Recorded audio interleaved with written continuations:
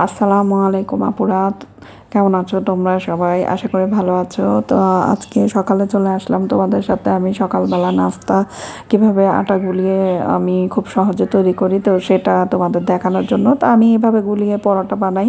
তো আমার কাছে মনে হয় এটা খুব সহজেই এই পরোটাটা যখন তোমার আটা গুলে আটা এক ধরনের যে আটা আমরা মধ্যে বেলে নেই, সেটা অনেক সময় করতে ইচ্ছা করে না, তখন খুব সহজেই তুমি এই পরোটাটা তৈরি করতে পারো। আটাটাকে দিয়ে লবণ দিয়ে সুন্দর মতো পানি দিয়ে গুলিয়ে নিলেই হবে।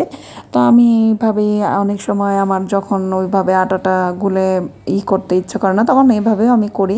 এটা আমার কাছে সহজ মনে হয়, খুব সহজ উপায়। আমি এইভাবে আটাটাকে গুলিয়ে নিই একটু লবণ দিয়ে, পানি দিয়ে। তো এটা এমনভাবে ব্যাটারটা করবা তুমি যে যাতে অনেক বেশি পাতলাও না হয়, অনেক বেশি ঘনও না হয়।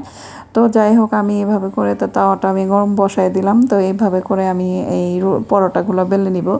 বিশেষত এটা এই গোলানোটাতে পরোটায় ভাল লাগে, রুটিও ভাল লাগে, তবে পরোটাটা ভাল লাগে বেশি। আর পরোটাটা খেতে ভাল লাগে না রুটি হলে বেশি। তো এইভাবেই আমি বানাই। তো তাওয়াটা গরম দিলাম, এখন আমি এটা এভাবে ছেড়ে দিব। তো একটু গোল করে নিব। অনেক সময় ফ্রাই প্যান ঘুরেও গোল করা যায়, এমনিও করা যায়। হালকা, খুব বেশি চাপ দিব না, যাতে চাপড়ির মতো না হয়। এটা গোল হবে পুরা, একেবারে মনে হবে যে যেন তুমি আটায় বেলে পরোটা বানাইছো, এরকমই হবে। তো যাই হোক, আমি এইভাবে পরোটাটা বানিয়ে নিই। একটু হালকা গরম হলে আমি এটার মধ্যে তেল দিয়ে দিব, পরিমাণ মতো তেল দিয়ে তারপরে আমি এটা উল্টে পাল্টে ভেজে নিব। হয়ে যাবে আমার সকালবেলার পরোটা। তো আমি এই পরোটাটা দিয়ে আমি চা দিয়ে পছন্দ করি। ভাজি দিয়েও খাওয়া যায়, হালুয়া দিয়েও খাওয়া যায়, তবে বিশেষত চা দিয়েই ভালো লাগে গরম গরম পরোটা। তো তোমরা চেষ্টা করে দেখতে পারো এভাবে করে, তোমাদের কাছে ভালো লাগবে আশা করি ভালো লাগবে। খুব সহজেই এইভাবে পরোটাটা তৈরি করে তুমি চা দিয়ে কিংবা হালুয়া দিয়ে খেয়ে দেখো, খুব ভালো লাগবে আপুরা।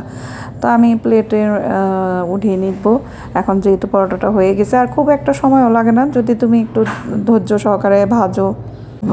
তুমি যদি ধৈর্য সহকারে একটু যত্নের সহকারে আটাটা সুন্দর করে গুলে নাও, যাতে দানা দানা না করে ভালো করে মিহিন মিক্স করে নিবা, তাহলে তোমার পরোটাটা সুন্দর হবে। আর যদি আটাটা ভালো করে না মিশিয়ে নাও, তাহলে তোমার পরোটাটা ভালো হবে না, দানা দানা খেতে ভালো লাগবে না।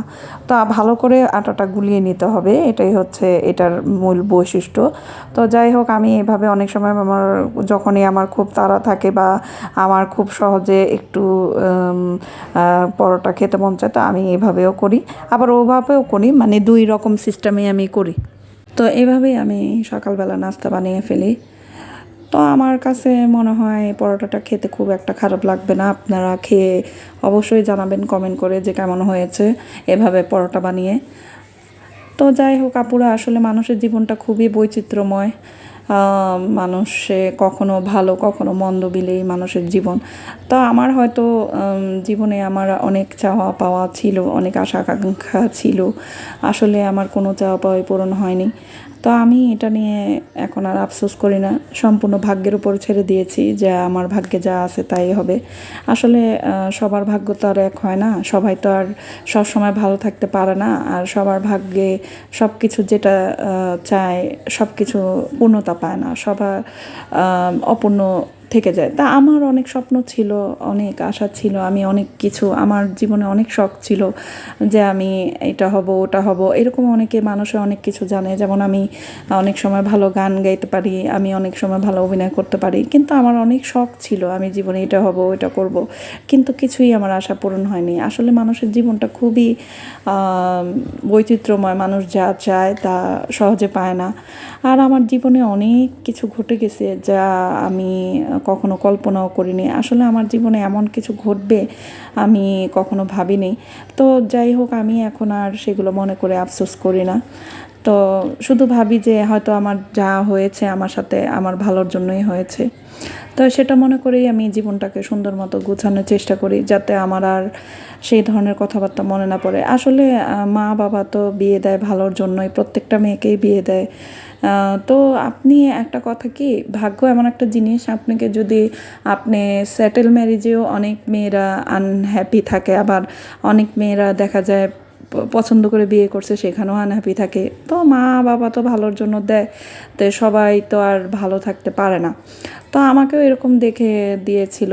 তো আমার মনে করেন ভাগ্যটা খুবই খারাপ, কারণ আসলে যার একটা কথাই বলি, আসলে এমন একজন আপনার লাইফে যদি ভালো একজন পুরুষ মানুষ থাকে তাহলে আপনার লাইফটা খুব সহজেই পরিবর্তন হয়ে যাবে। আর আপনার লাইফে যদি চরিত্রহীন কিংবা খারাপ কিংবা কোনো ধরনের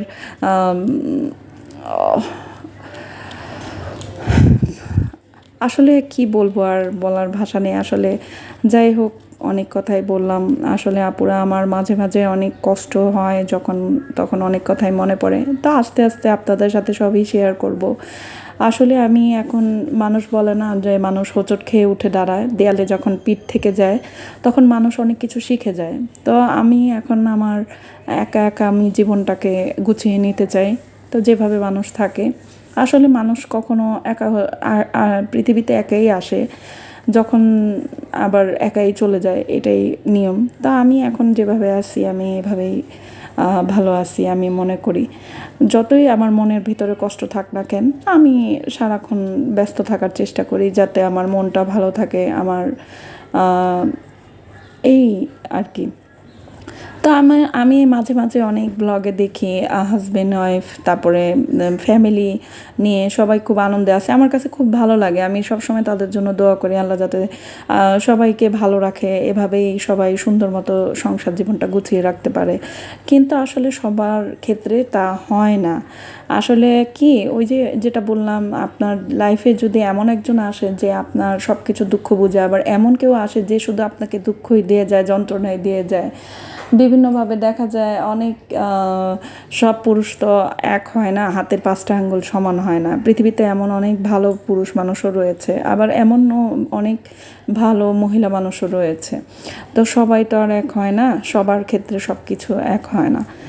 তো যাই হোক আপুরা, অনেক কথাই বললাম। আসলে আমার অনেক সময় দুঃখ বলার মতো কেউ থাকে না, যার কারণে আমি অনেক সময় তোমাদের সাথে সব কিছুই শেয়ার করব একটা সময়। তো আমি আসলে বারান্দাটা গুছিয়ে ফেলেছি। বারান্দায় বৃষ্টি পড়লে বারান্দায় পানি দিয়ে ভিজে যায়, তো ওটা পরিষ্কার করে নিলাম। এখন আমি ঘরটাকে পরিষ্কার করব। তো সবসময় তোমরা দেখবে আপুরা, হয়তো জিজ্ঞাসা করতে পারো যে আমার কে হয়তো দেখো, হয়তো একজনকেই দেখেছো, আর আমাকে আর আমার ওই ছোট ওই ইয়াসিরকে দেখেছো। তা আমরা দুজনেই বেশিরভাগ থাকা পড়ে, কারণটা তো আরও এক সময় জানতেই পারবা আস্তে আস্তে। তো যাই হোক, তো এটাই হচ্ছে, আমি বললাম তো, মানুষের জীবনে সব কিছু আসলে সব সময় সব কিছু ঠিকভাবে হয় না, মানুষ যেরকম চায় সেটা হয় না।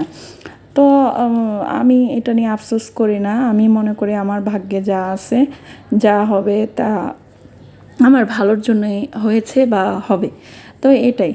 তো যাই হোক, তোমরা সবসময় আমার পাশে থাকবে, আমাকে সাপোর্ট করবে। ভালো লাগলে অবশ্যই লাইক কমেন্ট শেয়ার করবে, আমার সাবস্ক্রাইব করে সবসময় আমার পাশে থাকবে। তো আপুরা, আসলে আমি এইভাবেই সবসময় পরিষ্কার পরিচ্ছন্ন রাখার চেষ্টা করি। আসলে পরিষ্কার পরিচ্ছন্ন থাকাটা আমার কাছে ভালো লাগে। আমার মনে হয় যখনকার কাজ তখন করে ফেললেই আমার মনে হয় এটাই সবচেয়ে ভালো হয়, কোনো ঝামেলা থাকে না। আর যদি কাজগুলো জমিয়ে ফেলি বা সাথেরটা সাথে না করি তাহলে অনেক ঝামেলা হয়, তখন আর করতে ইচ্ছে করে না, আলসেমি লাগে। এই জন্য আমি যথাযথ চেষ্টা করি যখনকারটা তখনই করে ফেলতে। সকালবেলা নাস্তাটা আমি আসলে করার পরে আমি ঘরটা গুছিয়ে ফেলার চেষ্টা করি।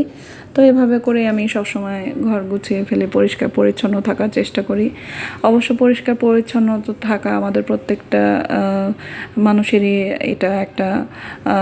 এটা আমাদের জন্য অনেক ভালো এবং উপকারী, কারণ পরিষ্কার পরিচ্ছন্নতা একটা ইমানের অঙ্গ।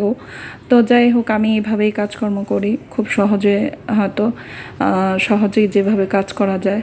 তো রান্নাবান্নাও আমি করে ফেলি। তো এইভাবেই আমি তো তোমরা আপুরা, আসলে তোমরা সবসময় জানাবে আমাকে। আসলে আমাকে হয়তো বলতে পারো, আমি হয়তো ঘরটাকে সেভাবে হয়তো এখনও গুছিয়ে উঠতে পারিনি, কারণ আপু আমি আসলে একা। তো তো আমি আসলে যখন আসলে সবাই আমি আস্তে আস্তে সব ইনশাল্লাহ গুছাবো, তোমাদের আস্তে আস্তে গুছাবো, যতটুকু আছে আমি সেটা দিয়ে গোছানোর চেষ্টা করি। তো আমার এটাই আর কি। তো যাই হোক, আমি ঘরটা পরিষ্কার করে ফেললাম। সহজে। আমি আগে ওই সকালবেলা ঘুম থেকে উঠেই আমি ঘরের কাজকর্ম করার চেষ্টা করি, নাস্তাটা করেই। তখন সকালবেলা কাজ না করলে পরবর্তীতে খুব কাজ করতে আর মন চায় না, আগ্রহ লাগে না। এর মধ্যে আমার আর যদি তাড়াতাড়ি কাজ করে ফেলি তাহলে খুব সহজেই কাজটা করা হয়ে যায়, কোনো ঝামেলা হয় না। তো এটাই হচ্ছে। তো যাক আপুরা, তোমরা ভালো থাকবে সবসময়। খোদা হাফেজ।